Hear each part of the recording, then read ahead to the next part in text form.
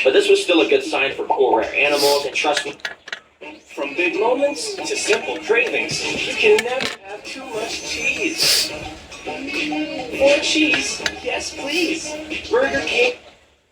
Trust me, we'll be finding more snakes very soon. Now the next rock I flipped had this weird little fuzzy worm under it. Now even after searching online, I couldn't really figure out what this is. I thought it could be like a moth cocoon, but I'm pretty sure those only grow on trees, so comment if you know what this is. But behind that crawled out this little bug, which I have experience with these guys a lot. These are called isopods, and they're sometimes called roly-polies because they roll up into a ball when threatened. But I love these guys because I always put them in the terrariums I build at home because they eat all the dead matter and keep everything clean. So yeah, thanks for existing, guys. They're awesome. I kept on venturing through the rainforest and eventually came across this fence with a few bricks laid on the floor under it. It looked like the perfect spot for animals to be hiding under, and I was right, because under that first brick was this massive beetle. And after getting a closer look, I could tell this was some sort of rhinoceros beetle, which are called rhinoceros beetles because the males grow these massive horns on their head, which they use to fight each other with. But this is a female, which is why it doesn't have a horn. In fact, if you remember that massive beetle larva from earlier, I think that actually turns into one of these. So yeah, that's pretty cool that we got to find one of these. Under the next brick was this little centipede bug, and under the third brick was this little slug. I'm not sure what species this is, but I left my phone pointing at it for a couple minutes and got this cool time-lapse footage of it slugging around. Now as I kept on venturing, I found a cool bug under this rock. At first, I know you can't really see anything, but if I zoom in and highlight this spot here, there's actually a cave cricket right here, which is just super camouflaged.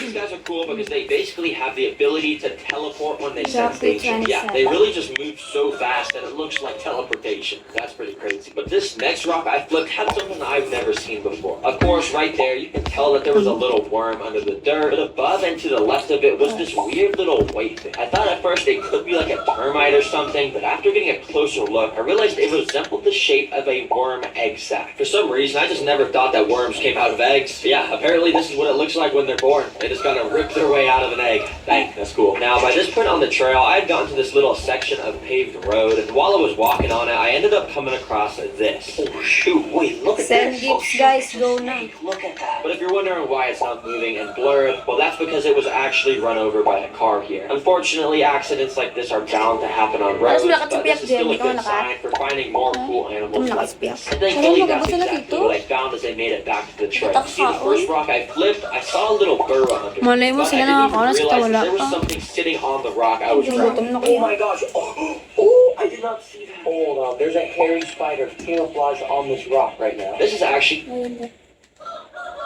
I didn't even realize that there was something sitting on the rock I was grabbing. Oh my gosh.